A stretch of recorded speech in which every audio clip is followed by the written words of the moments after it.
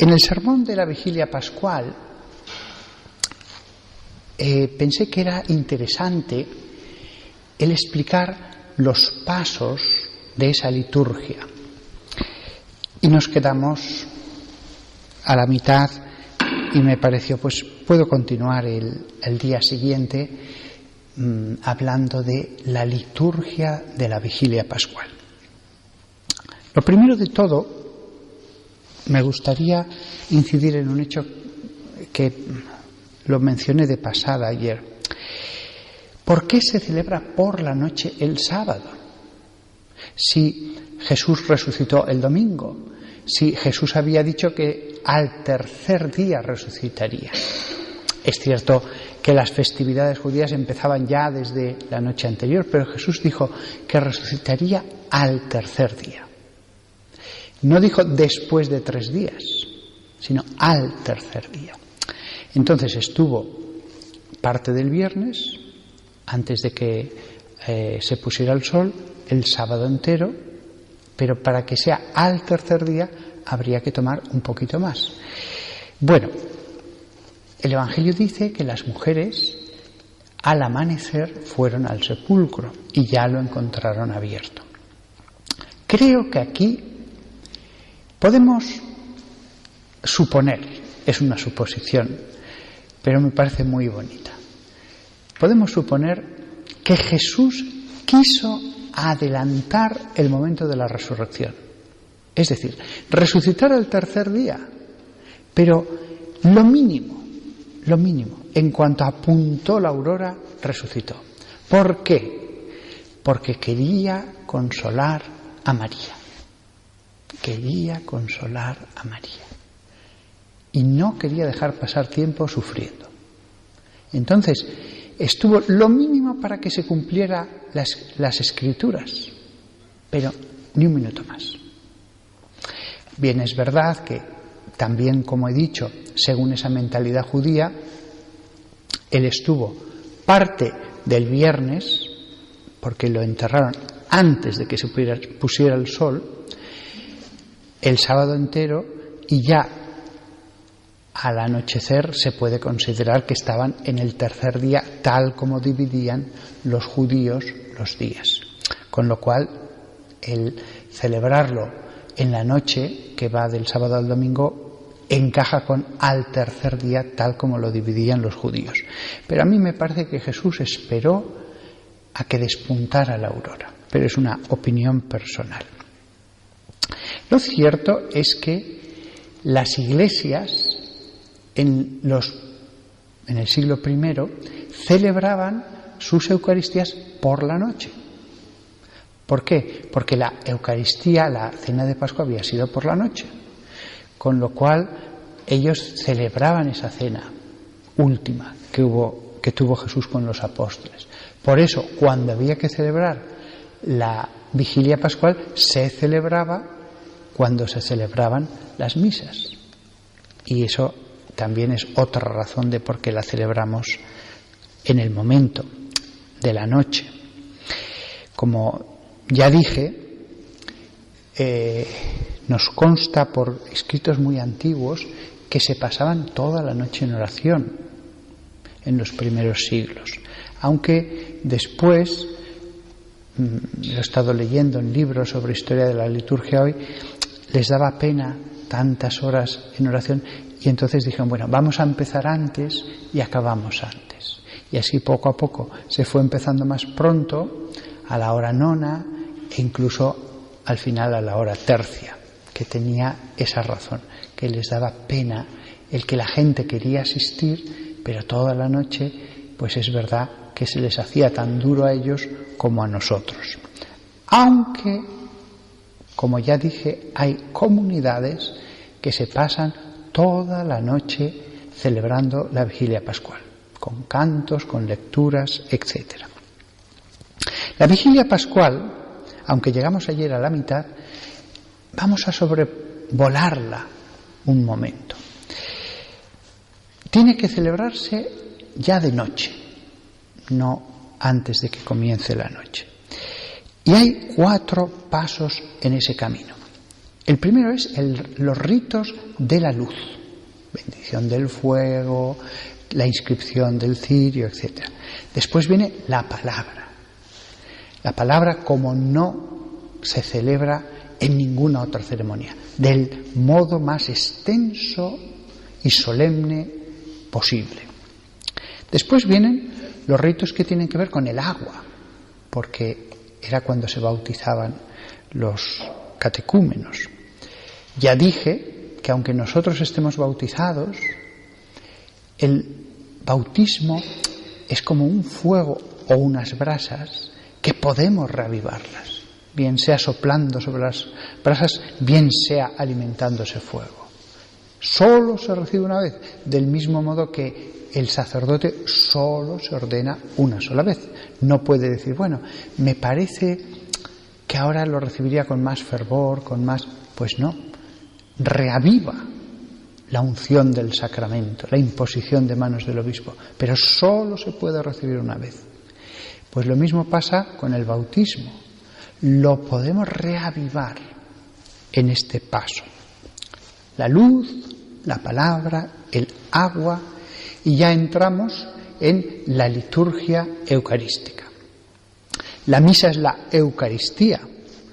Sin embargo, la misa está dividida en varias partes y una de ellas es la propiamente hablando liturgia eucarística. Antes han estado los ritos iniciales, la liturgia de la palabra. En eso, la misa de la Vigilia Pascual es como todas las misas. Después de estos 3 pasos previos, entramos en la liturgia eucarística. Quiero también deciros que durante varios días, antes de la Pascua, medité mucho la idea del altar como la losa de la resurrección, como si esta fuera la losa en la que resucitó Cristo. Evidentemente, sobre esta piedra, debajo de los manteles hay una piedra rectangular que ocupa todo el altar, es lo que se llama ara. En esta ara no resucitó Cristo. La resurrección de Cristo ocurrió en un solo lugar de todo el mundo y en un solo momento del discurrir del tiempo. Es un hecho único e irrepetible. No se puede repetir. Ahora bien, aunque la resurrección ocurrió en un solo lugar y sobre esta ara no resucitó Cristo, sin embargo, después de la transustanciación, sobre este altar está el mismo que resucitó en el sepulcro. Es verdad que aquí no ocurre la resurrección, pero aquí está el mismo resucitado. Del mismo modo que yo, aquí, en este ambón, en este sermón, está el mismo que fue ordenado hace ya años, el mismo. Ha habido cambios accidentales, pero está la misma persona. El mismo que fue ordenado está aquí. Pues lo mismo pasa en la misa. El mismo Jesucristo que resucitó en el sepulcro está aquí. Con lo cual, en verdad, esta ara es como la losa de la resurrección. No es la losa como identificación, pero es como la losa. Aquella losa o aquella mesa de piedra, excavada en la piedra, el único mérito que tuvo fue soportar el cuerpo del resucitado. Pues eso sucede en la misa. Entonces, durante varios días he orado, imaginado, recordado una y otra vez durante la misa, en mitad de las oraciones, en los silencios, estoy ante la losa de la resurrección. ¿Con qué devoción van los fieles en el Santo Sepulcro y están allí? Yo he tenido la suerte, además, en una noche, en varias noches que he ido al Santo Sepulcro, la gente no lo sabe, pero algunas noches lo abren, y los turistas están agotados y ninguno va. Entonces he tenido la inmensa suerte de poder estar rezando el tiempo que he querido, como si hubiera querido estar horas. Lo que pasa es que no hay donde sentarse, solo se puede estar de pie o de rodillas. El tiempo que he querido ante el lugar de la resurrección. Pues bien, allí ahora no está Jesús. Sin embargo, aquí en la misa sí que estará. Podemos besar esta ara con la devoción sustancial, la misma devoción sustancial con que besaríamos el sepulcro. En esta imaginación, los manteles los podemos imaginar como las sábanas que cubrieron a Cristo en el sepulcro. En la vigilia pascual hay varias cosas que son símbolo de Cristo. La primera, el cirio, la luz. Cristo como luz en mitad de nosotros. La otra cosa es el Evangelio, la palabra de Jesús. El Evangelio como símbolo de la voz de Cristo y por lo tanto es su voz la que está en mitad de la asamblea. Esa es la razón de que allí donde hay un evangeliario, el evangeliario se deja sobre los manteles del altar. Sobre los manteles del altar solo se coloca lo que sea necesario, nada más. Pero el Evangelio sí. El Evangelio sí. No un libro de un santo, o un santo padre, o un doctor de la Iglesia, no. Pero la voz de Cristo sí. Segundo símbolo, el cirio, el Evangelio. Aunque no tengamos evangeliario, lo importante es su voz. Y su voz resonó en la vigilia pascual. Las lecturas fueron ascendiendo hasta llegar a la voz de Cristo.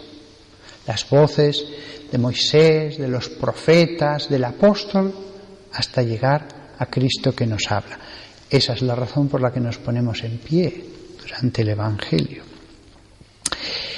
Después ya no tenemos solo símbolos, sino que tenemos la realidad, el cuerpo de Cristo. Después de la consagración, Cristo resucitado está en medio de nosotros. Ya no solo su espíritu, porque la segunda persona es espíritu también, sino Cristo resucitado, Cristo, Dios encarnado, está. El cáliz, me fijo más bajo el aspecto de la copa de la salvación. Recordad 2 salmos, cuando se dice, el Señor es el lote de mi heredad y mi copa. Otro salmo, cuando dice, ¿cómo le agradeceré al Señor todo el bien que me ha hecho? Alzaré la copa de la salvación. Fijaos qué expresión tan bonita, que Dios quiso que apareciera en mitad de los salmos. Ellos no sabían que iba a aparecer la Eucaristía. Era un símbolo para ellos, la copa llena de salvación.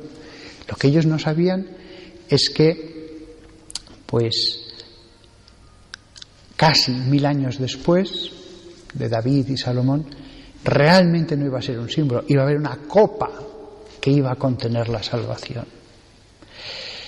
Aunque sepamos que es la sangre de Cristo lo que está dentro, cuando bebemos espiritualmente todos, aunque no sea materialmente, de esa copa de la salvación, es como si estuviera llena de la gracia que salva. No es necesario que bebamos materialmente del cáliz. Jesús dijo, el que no come mi carne y bebe mi sangre, pero no se refería a que materialmente tuviera que hacerse. De hecho, durante muchas generaciones los laicos nunca probaban ni una gota del vino consagrado. Es algo espiritual. No nos olvidemos que en la Eucaristía en el pan está todo Cristo, entero, su cuerpo y su sangre, solo es símbolo. Entonces el cáliz como copa de la salvación, el cáliz que hay aquí, más que fijarnos en los sufrimientos durante La Pascua podemos verlo como el cáliz que contiene la gracia que nos salva. Después, y esto es lo último, y acabo aquí el sermón, hay un símbolo de la resurrección en todas las misas, que es la conmixtio, cuando el sacerdote parte una partícula y la echa en el cáliz, diciendo una fórmula que aparece en el misal. Esta no voy a referirme a ella porque tantas veces la he explicado en las misas. Sin embargo, sí que diré que cuando yo me arrodillo después de la conmixtio, porque es curioso, es el único momento después de la consagración en que el sacerdote se arrodilla. Siempre está en la presencia de Cristo desde que se ha consagrado, pero en ese momento tiene que arrodillarse. A mí me gusta hacer una genuflexión larga, sin prisas. Siempre sentí ese impulso desde que me ordené, y cuando me enteré de que el Padre Pío lo hacía ya no tuve ningún escrúpulo, porque lo que dice la rúbrica es que se haga genuflexión, pero no cuánto tiempo. En ese momento yo, como los apóstoles que se arrodillaron ante Jesús cuando apareció en el cenáculo resucitado. Y la última cosa en conexión con esto: el sacerdote, antes de la conmixtio, es cuando hace la fracción del pan. El pan es una cosa sagrada. En principio, salvo que haya una necesidad, no se parte el pan en ningún otro momento. Las cosas sagradas nunca se rompen. Hay solo un momento en que se hace la fracción del pan. Insisto, a no ser de que haya una necesidad. Se saca, por ejemplo, la forma grande de la custodia y hay que consumirla, pues si no se ha hecho en la fracción del pan, se hace cuando sea. Pero se hace en ese momento y pidiendo perdón a Dios, Cordero de Dios, que quitas, ten misericordia de nosotros, que simboliza la pasión, el quebrantamiento espiritual que sufrió Cristo. Y entonces es cuando una partícula se echa. Pues bien, después de la conmixtio, que Cristo ha resucitado, a mí me gusta el reunir otra vez los pedazos formando la forma redonda. Esto no está dicho en la rúbrica. Lo que haga el sacerdote con los pedazos, sea echarlos tal cual o sea reunirlos, allí no dice nada la rúbrica. En otras liturgias sí. En otras liturgias, las orientales, sí que está muy especificado el modo de cortarlo, de hacer la fracción y cómo se colocan sobre la patina. Pero a mí me gusta reunir otra vez la forma, porque para mí simboliza la resurrección.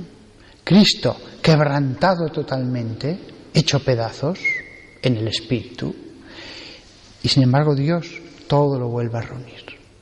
Y cuando reúno los pedazos, aunque vosotros no lo veáis, es sorprendente. La forma parece otra vez que ha vuelto a formar una unidad. Y además, para mí eso simboliza las marcas que se notan, a veces poco, porque es que encaja como un puzzle perfecto. Las marcas que quedan son como las marcas de la pasión de Cristo, que siguió teniendo sus llagas. Y además, y mi querido acólito que está cerca del altar lo puede ver, siempre antes cogía la partícula de la parte exterior de la forma, pero ahora me gusta hacerlo de la parte interior, de forma que cuando se reúne la forma, cerca del centro falta un trocito. Y siempre pienso, es la lanzada de Jesucristo, que incluso resucitado le dijo a Tomás, abriéndose la túnica, mete tu mano en la llaga.